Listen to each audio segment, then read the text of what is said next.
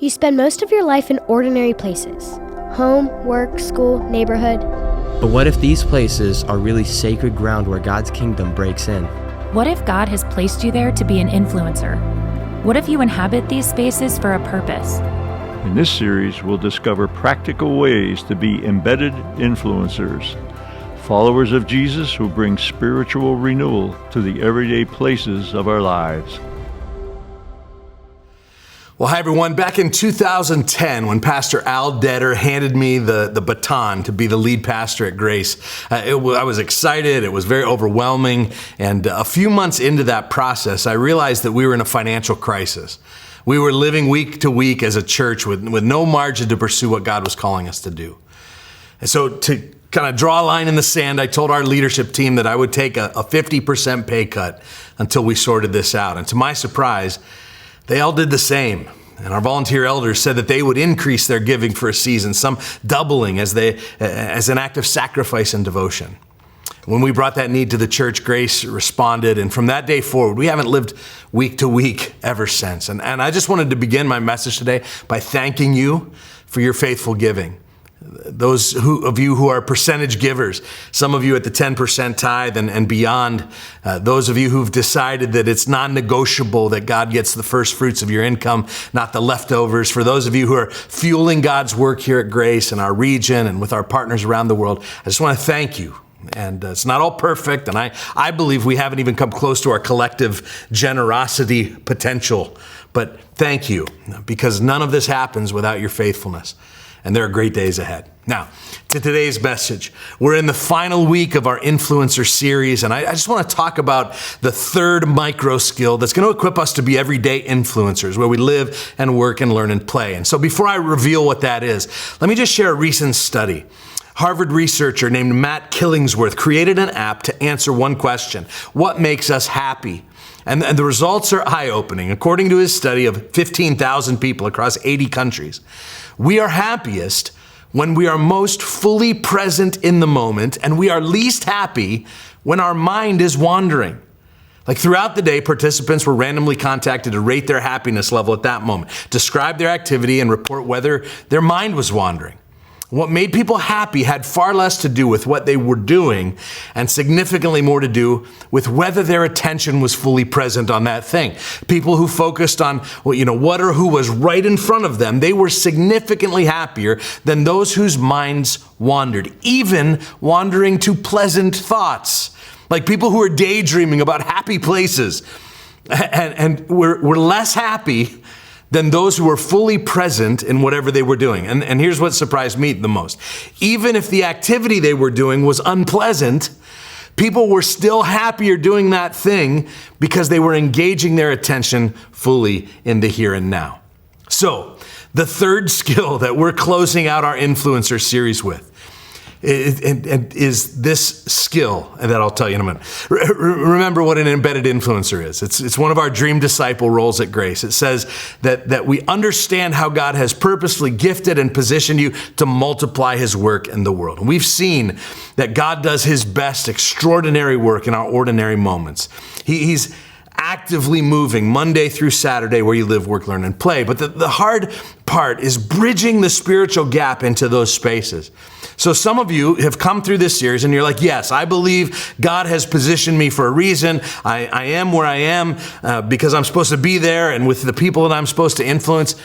But now what? I don't know what to do now. How do I bring impact without being weird, without being perceived as the resident work psychopath? And so we've been exploring some practical skills that turn ordinary moments into spiritual possibilities. Encouraging words, catalytic questions, and today we're going to talk about being fully present. These are three biblical ideas, and they can amplify your impact in people's lives. Now, before we explore how Jesus demonstrates his presence, I want us to feel the tension of this subject and to identify the key culprits that prevent us from doing it. So what prevents us from being fully present? Well, how about digital distraction? Our devices constantly pull our attention away from people. In that Harvard study I cited, Killingsworth found that a person's mind wandered around 47% of their day. Well, we're carrying something around in our pockets whose stated purpose and design is to distract us. It's to make our minds wander. Our phones, our apps, our social media. There's actually this other crazy study that was done at the University of Essex, which found that simply having a cell phone visible and sitting on a table when two people are talking, like even if you're not using it, just having it sitting there, it reduces empathy, it reduces connection, and it erodes trust in the conversation. That's how powerful digital distraction has become to being fully present. I think our phones are the main modern problem. But another culprit that prevents us from being fully present is mental preoccupation. Like we physically show up while our minds remain swirling elsewhere. So often in conversation, it happens when we're thinking of what we're going to say next instead of truly listening to what that person is saying. How about hurry sickness? Our chronic time pressure creates impatience. It prevents genuine connection with other people. Often we're not fully present just because we think we don't have time to be. And I'll talk more about that in a moment. Then there's judgment and assumptions. Like we tend to categorize people before we truly know them or listen to them. And we make assumptions about them that create barriers to authentic presence. Or how about fear or vulnerability? So our protection mechanisms prevent us from being fully seen so that in turn we don't truly see others. And the last one is what I like to call the Messiah complex. This is our need to try to fix every problem that the person mentions. This often prevents us from simply being with people as they're walking through stuff. Now, my point is simply this. There are a lot of things working against being fully present with people. Sitting with them in unhurried spaces. In fact, the distractions of life are so prominent that it's hard to have a soul connection with anyone. Andrew Sullivan says it this way. He says, there are books to be read, landscapes to be walked, friends to be with, life to be fully lived. This new epidemic of distraction is our civilization's specific weakness. And its threat is not so much to our minds, even as they shape-shift under the pressure. The threat is to our souls. At this rate, if the noise does not relent, we might even forget we have one. And if we forget that we have a soul, we will easily forget that other people have one too. And one of the most critical things to remember as an embedded influencer is everyone you come in contact with is an embodied soul. We said a couple weeks ago, everyone is fighting a battle that you can't see, or as C.S. Lewis wrote in The Weight of Glory, there are no ordinary people. You have never talked to a mere mortal. I love that. Eternity is the backdrop for every interaction you have with someone in your Monday to Saturday. But there's hope. Jesus shows us a different way. And so let me take you to one of the most powerful examples of presence in all of Scripture. It's in John chapter 4. You can turn there in your Bible or device. And it's the story of the woman at the well. You've certainly read it or heard it before if you know your way around the Bible. But what makes this encounter so remarkable is how Jesus demonstrates presence in the most unlikely circumstance. He goes into literally enemy territory. He breaks all kinds of rules. He walks into the center of town at midday and he sits near a well where people come to draw water. The disciples bolt to get some lunch for themselves, but Jesus stays behind. And a woman with a very sordid past comes to draw water. And notice what Jesus doesn't do. He doesn't position himself as the leader of a worldwide revolution. He arrives having just been rejected by the Pharisees, making himself a minority by entering Samaria as a Jewish rabbi. And he's physically tired and he's thirsty and he allows himself to be the one in need. And at that well, Jesus broke every taboo, speaking to a woman who wasn't supposed to be seen in public, especially a stranger, especially a Samaritan. He would have known that this was a fallen woman because she was there by herself in the middle of the day. Women came in groups, not alone, not at noon. Turns out she has 5 husbands. She's been rejected by her community. She's lonely.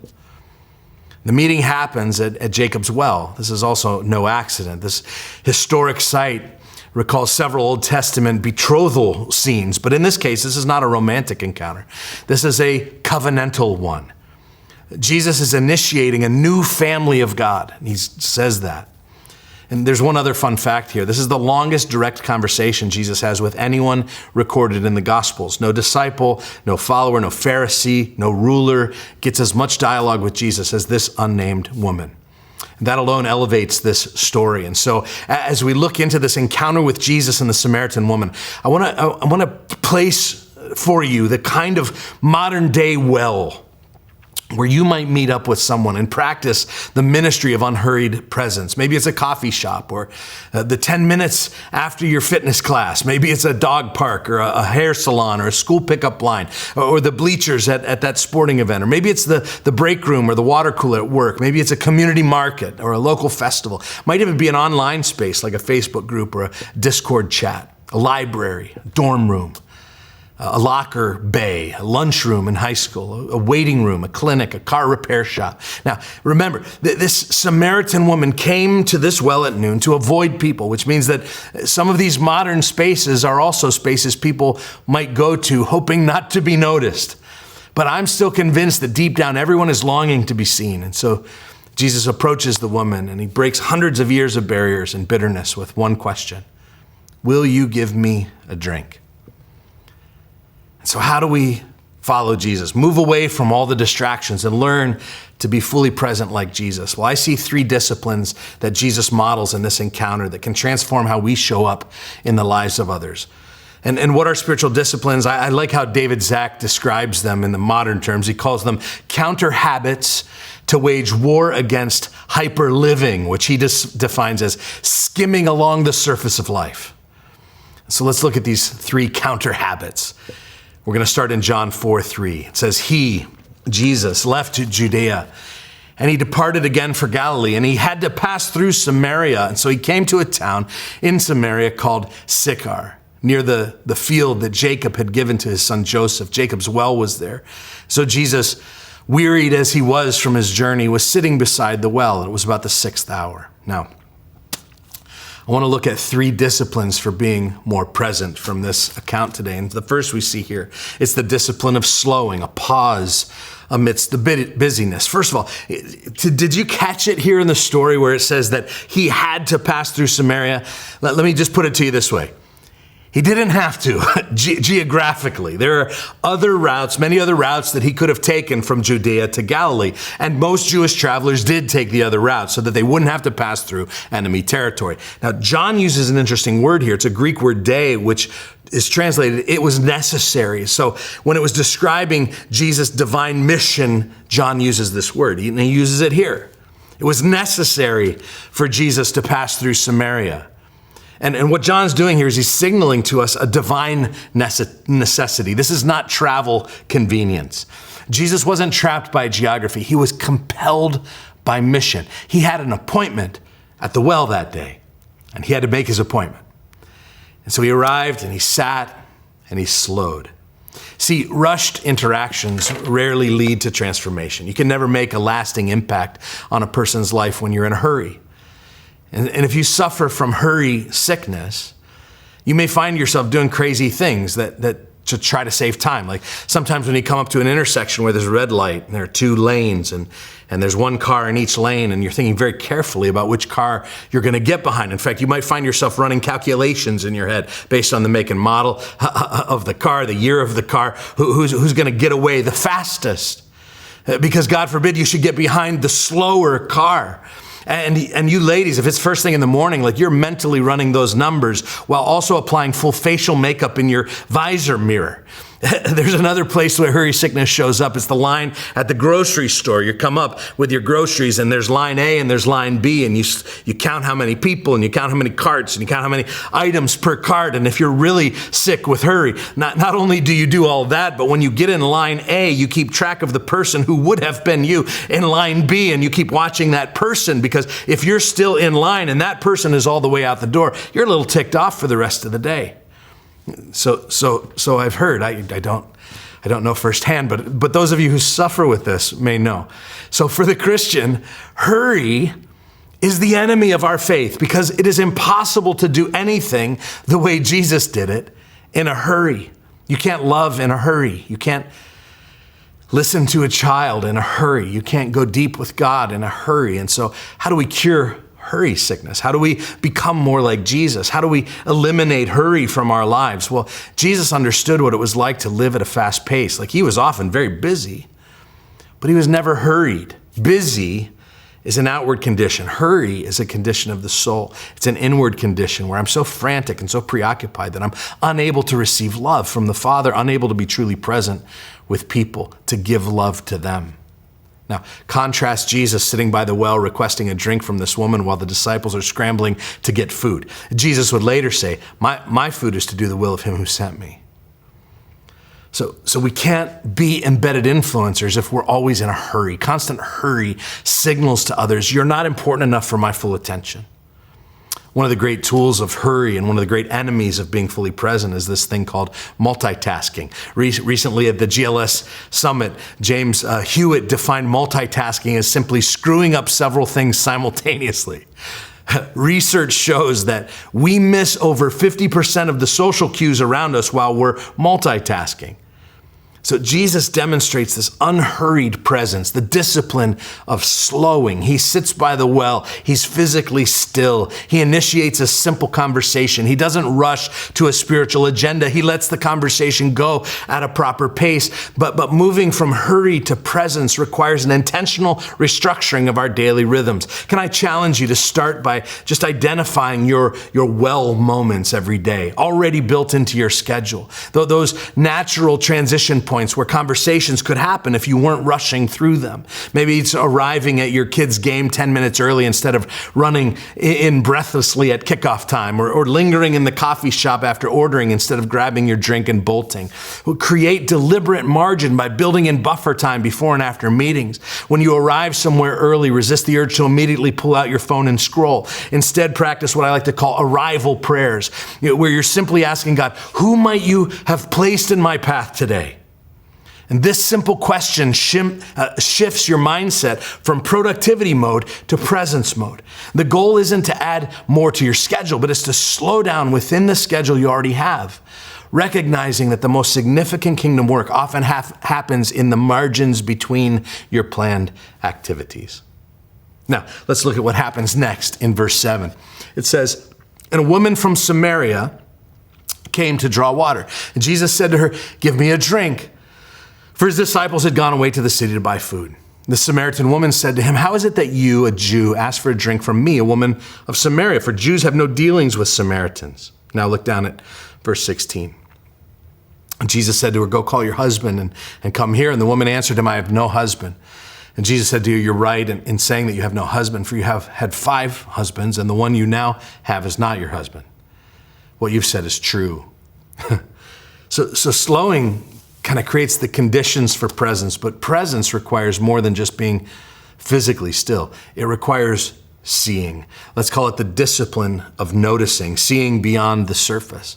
So Jesus notices the unnoticed. He engaged this woman when others were avoiding her, and she's shocked. She acknowledges it. She says, "Listen, Jews don't associate with Samaritans." This was a 700-year-old racial and religious divide. And so Jesus is bridging this divide in his noticing. He sees her humanity before her ethnicity, but he also sees her relational brokenness, 5 failed marriages. And he notices her deepest secrets.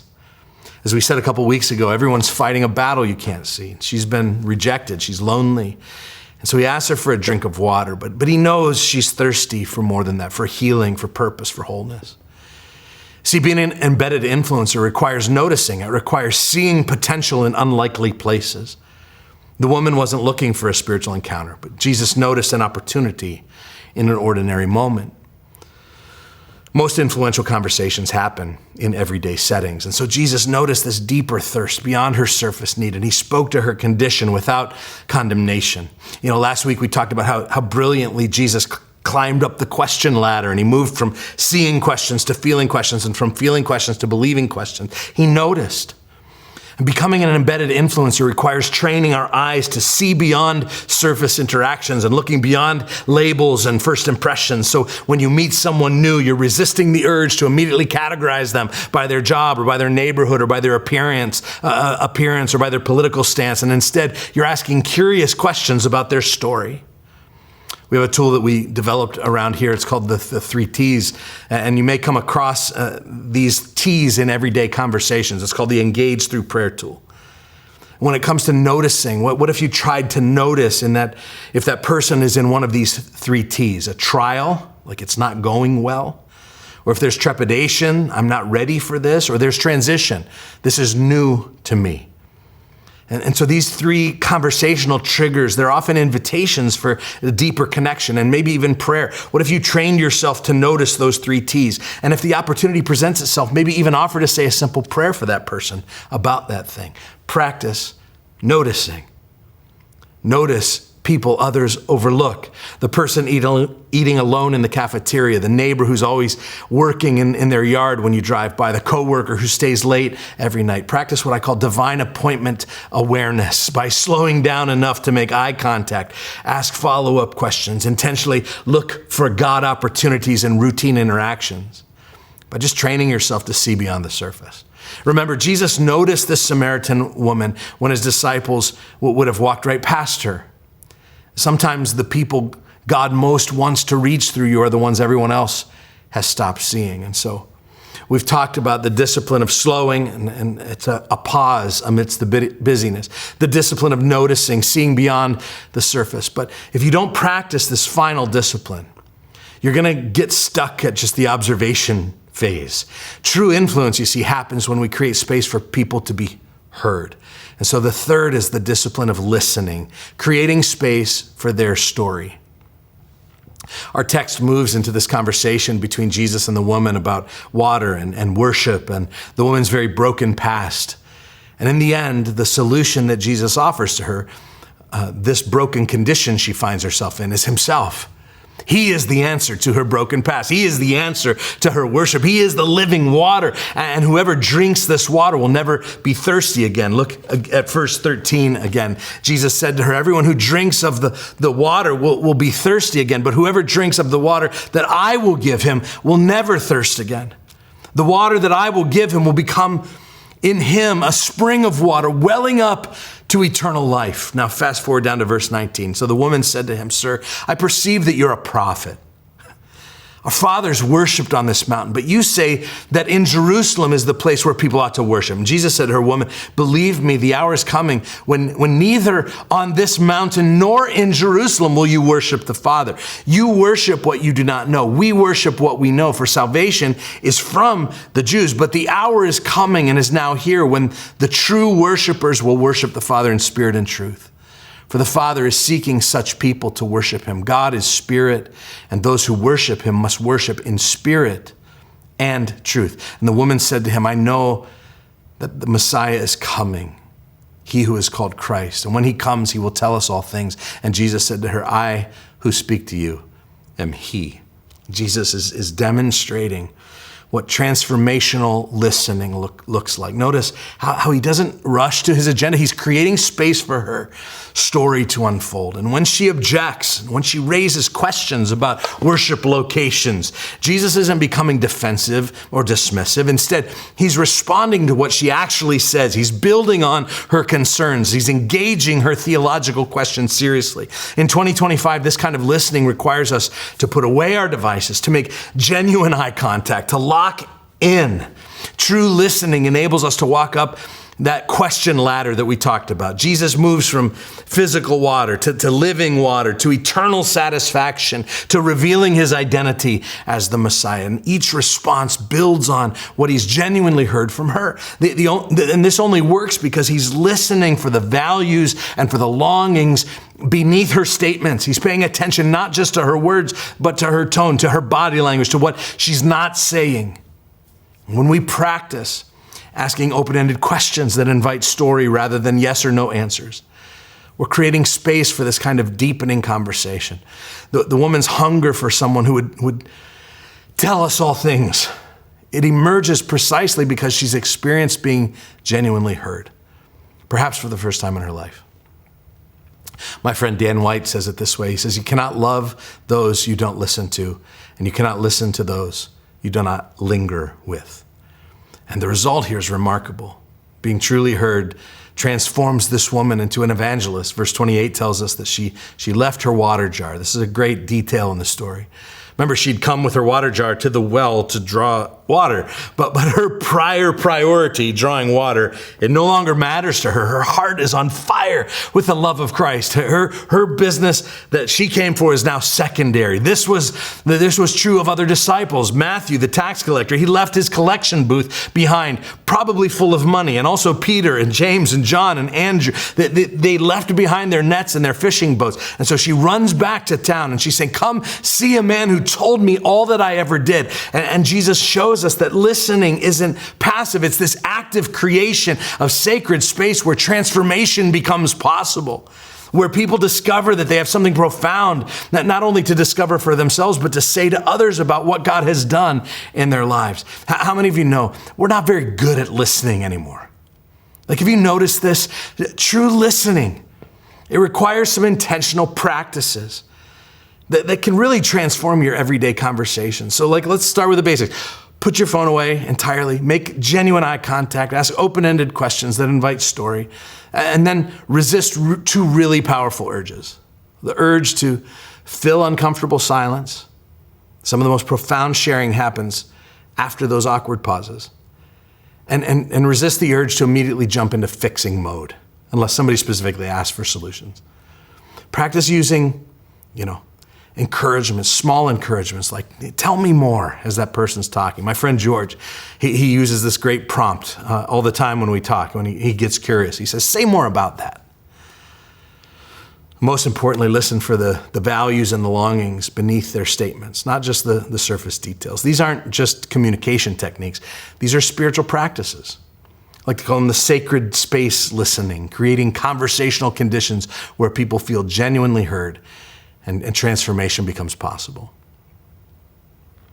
Well, I saved this for the end today, but here's today's big idea. Being fully present with others creates opportunities for God-sized influence. The Samaritan woman had her life transformed, not because Jesus used the right Bible verses or invited her to the perfect program, but because he was fully present with her. He slowed down, he noticed her, he listened to her story. He told her his. And in that sacred space, that presence, everything changed. Think about it. This unnamed woman became the first evangelist in John's gospel. She ran back to town. She brought an entire community to Jesus. I love that she's still expressing doubt as she's doing it. Like, her invitation to others was like, can this be the Christ? She's in the process of coming to faith herself, but she's so compelled by this encounter that she's inviting others, saying, you've got to see this. And it began with him being fully present with her. She was noticed and listened to, perhaps again for the first time. So, church, we've spent 5 weeks talking about being everyday influencers.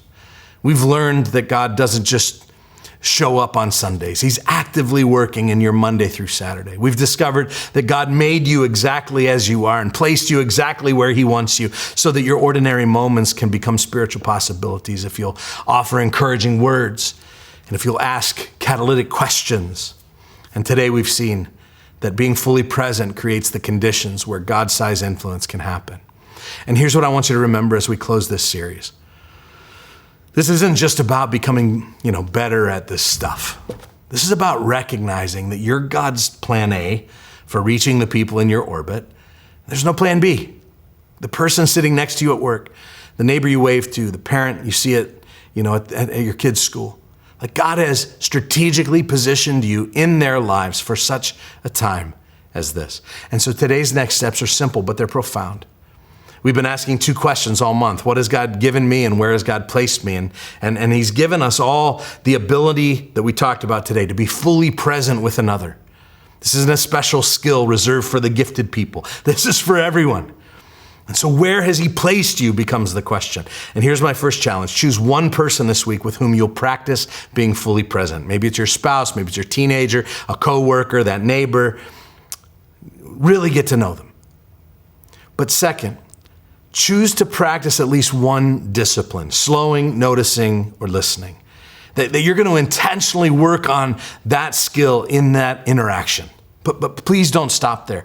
As we move into the fall, I want you to practice these skills and these disciplines with the people God has placed in your path every day. One of the things that moves me most about today's passage is that a woman who came to a well at noon to hide from people became the first teller of the gospel in John's book.